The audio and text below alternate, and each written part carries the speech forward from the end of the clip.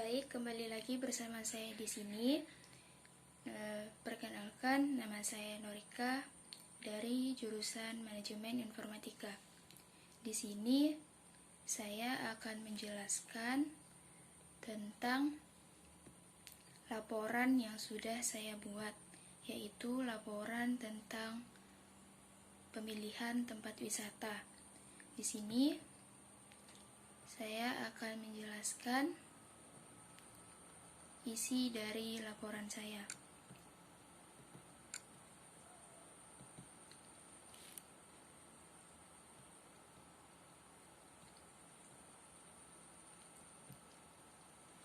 Baik, yang pertama,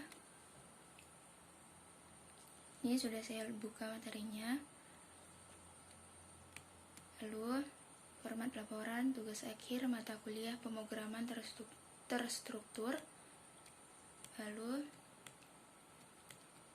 saya akan membahas sedikit ulasan tentang pemilihan tempat wisata ya. Sini kata pengantar, dengan rahmat Tuhan yang Maha Kuasa dan atas kekuasaannya menciptakan alam semesta dengan segala isi dan keindahannya sehingga kita dapat menikmati dengan dianugerahkan nikmat kesehatan sempat saat ini. Sholawat beserta salam atas junjungan alam Nabi besar Muhammad SAW yang telah membawa risalah untuk kebahagiaan dunia dan akhirat, Nabi terakhir yang menuntun manusia ke jalan yang diridhoi Allah SWT, serta mengajarkan kepada manusia bagaimana menjaga alam semesta ciptaan Allah SWT ini. Sebuah program yang berjudul Pemilihan Tempat Wisata merupakan laporan dalam rangka mengetahui segala bentuk sistem pengelolaan dari kedua objek wisata tersebut. Laporan ini dilaksanakan untuk mengkaji lebih dalam lagi mengenai sistem pariwisata tersebut. Pada mata kuliah pemrograman terstruktur, hal ini dilakukan semata-mata untuk memperbanyak pengetahuan. Dalam penelitian sederhana dan dalam laporan ini, tentunya banyak sekali kesalahan yang saya selaku penulis laporan ini lakukan. Baik itu secara sadar ataupun tidak, sengaja maupun tidak, dengan itu saya meminta kritik dan saran dari semua pihak yang sifatnya membangun, dan lebih baiknya laporan saya selanjutnya. Demikian yang dapat saya sampaikan dalam kata pengantar laporan ini. Semoga laporan ini bermanfaat bagi segenap pembaca atau kita semuanya. Di sini ada juga daftar isi, yang isinya kata pengantar, daftar isi, pendahuluan, yang di dalamnya ada latar belakang, tujuan, dan manfaat, serta tinjauan pustaka. Di sini akan membahas definisi pemrograman terstruktur, deskripsi dari dev C++, serta kelebihan dan kekurangannya, definisi perulangan, percabangan, array. Setelah itu, fungsi dan prosedur, struk, hasil dan pembahasan. Di sini yang ada isinya deskripsi program, listening kode program dan penjelasan, serta user interface dan cara kerja program. Dan yang terakhir penutup yang berisi kesimpulan dan saran. Setelah itu di sini juga ada pendahuluan, yaitu latar belakang dari laporan yang sudah saya buat. Setelah itu di sini juga ada tujuan. Tujuannya yaitu mengklasifikasikan tingkat potensi objek wisata alam yang ada di dunia. Setelah itu mengetahui faktor dominan, pendorong dan penghambat pengembangan objek wisata alam. Lalu mengetahui strategi pengembangan yang dilakukan untuk pengembangan objek wisata alam tersebut. Setelah itu juga ada manfaat di sini, yaitu hasil penelitian ini diharapkan dapat memberikan manfaat, yaitu sebagai bahan informasi dan pertimbangan untuk perencanaan pengembangan objek wisata alam yang ada di dunia. Setelah itu sebagai referensi untuk penelitian-penelitian selanjutnya. Setelah itu di sini juga ada tinjauan pustaka yang berisi dari definisi pemrograman terstruktur. Pemrograman terstruktur merupakan suatu tindakan untuk membuat program yang berisi instruksi dalam bahasa komputer yang disusun secara logis dan sistematis supaya mudah dimengerti. Di sini saya juga akan membahas tentang dari Dev C++. Pertama saya akan mendefinisikan Dev C++ itu apa. Dev C++ merupakan sebuah ide yang sudah dilengkapi dengan TDM, CCC compiler. Setelah itu, Dev C++ merupakan ide gratis dan full feature yang didistribusikan di bawah standing GNU. Setelah itu, saya juga akan membahas kelebihan dan kekurangan dari Dev C++. Di sini saya akan membahas kelebihannya dulu. Yang pertama yaitu proses eksekusi lebih cepat. Setelah itu, dukungan terhadap pustaka fungsi dari kelas yang banyak untuk memungkinkan pembuatan aplikasi makro. Setelah itu bersifat reusable, yaitu bisa dipakai kembali pada proyek lain. Setelah itu bahasa pemrograman yang multi paradigma atau dinamis. Penulisan kode tingkat dibandingkan bahasa pemrograman yang lain. Memiliki sifat portable dan fleksibel yang bisa untuk semua jenis komputer. Kata-kata kunci yang disediakan hanya sedikit, sebanyak 48 kata kunci. Bahasa standar adalah ANSI. Lalu salah satu kemampuan yang dimiliki adalah sangat memungkinkan dapat membuat aplikasi grafik proses dengan kualitas tinggi. Lalu kompiler bahasa C++ kebanyakan open source, lebih terstruktur. Lalu di sini juga ada kekurangan, yaitu tampilannya mungkin kurang menarik bagi pemula. Lalu sifatnya adalah cas sensitif. Lalu mempunyai banyak operator yang membuat penulisan program membingungkan pemakai. Setelah itu, pemula akan kesusahan dalam memakai pointer. Lalu implementasinya dalam pekerjaan termasuk sulit. Setelah itu, di Indonesia jarang ada pemrograman C++ yang expand, termasuk cukup sulit untuk dipelajari dan dipahami. Di sini juga ada materi perulangan atau looping, yaitu bahasa pemrograman untuk menjalankan baris kode secara berulang-ulang. Nah, di sini bagian dari perulangan yaitu ada sistem for, dapat berbentuk perulangan positif, for, to do, dan perulangan negatif, for, do, and to, dan do. Di sini juga ada pengulangan for to do, yaitu pengulangan dengan perhitungan.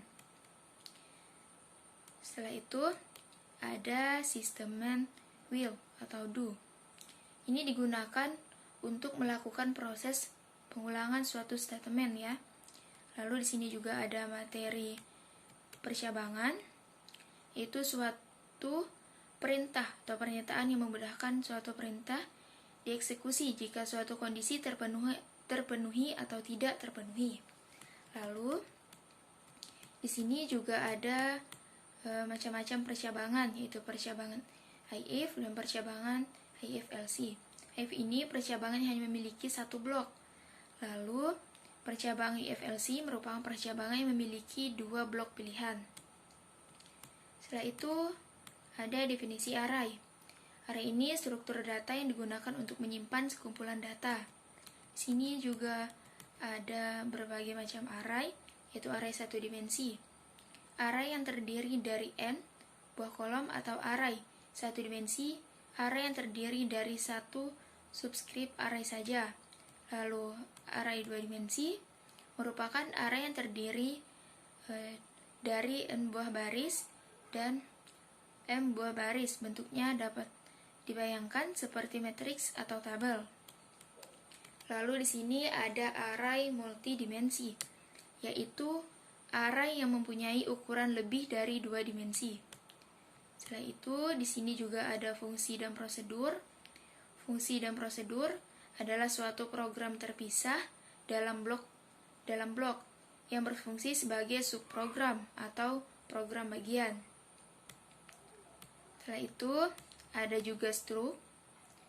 Struct itu dalam bahasa C++ merupakan tipe data bentukan yang terdiri dari kumpulan tipe dan lain. Struct ini mirip seperti array, tapi struct bisa menampung lebih dari satu jenis tipe. Setelah itu di sini juga ada hasil dan pembahasan. Pertama di sini deskripsi program. Program ini bertema tentang pemilihan tempat wisata, di mana tempat ini merupakan sesuatu yang ada di daerah tertentu, serta fungsi dari program ini adalah untuk daya tarik agar orang-orang mau berkunjung ke tempat tersebut. Objek wisata adalah semua tempat atau keadaan alam yang memiliki sumber daya wisata yang dibangun dan dikembangkan, mempunyai daya tarik dan diusahakan sebagai tempat yang banyak dikunjungi oleh wisatawan. Di sini juga ada listing kode dan penjelasannya. Nanti ini akan saya bahas menggunakan aplikasi C++ ya. Ini bentuk codingannya. Ya, nanti akan saya bahas. Ini. Di sini banyak sekali. Ada tujuan objek wisata, ada tempat-tempat wisata yang ada. Nanti saya jelaskan pada aplikasi C++ ya. Ini banyak sekali coding programnya. Ada daftar pembayaran. Setelah itu ada juga daftar pemesan. Sini banyak sekali. Nah, nanti penjelasan dan listing kode programnya juga akan saya jelaskan pada C++ ya. Setelah ini hasil dari output nantinya. Setelah menggunakan C++, lalu ada outputnya. Ini bentuknya ya, ada submenu, ada masing-masing tempat wisata yang di masing-masing daerah. Setelah itu ada hasil pemesan, lalu tampilan daftar pembayaran. Di sini juga ada cara program kerja. Cara kerja program ini,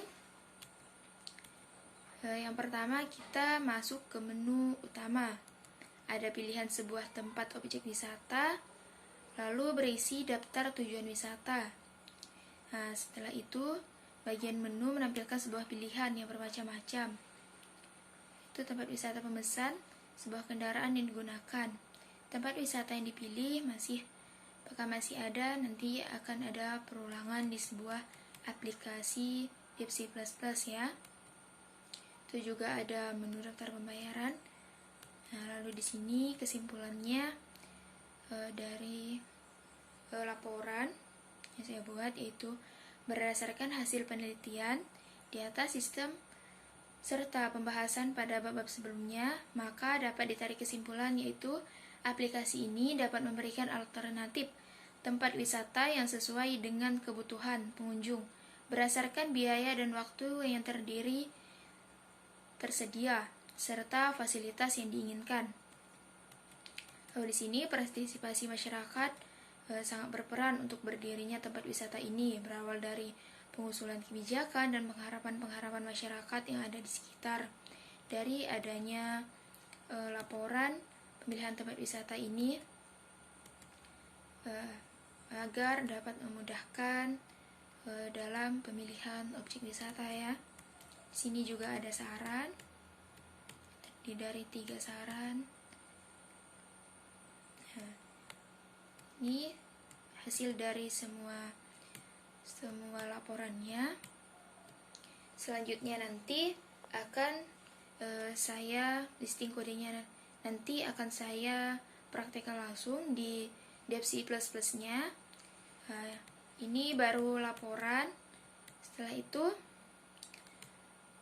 nanti kita akan masuk ke aplikasi Dev C++ nya ya. Mungkin cukup sekian laporan yang dapat saya sampaikan dalam pemilihan tempat wisata ini. Baik, langsung saja nanti kita praktekkan menggunakan aplikasi Dev C++ nya.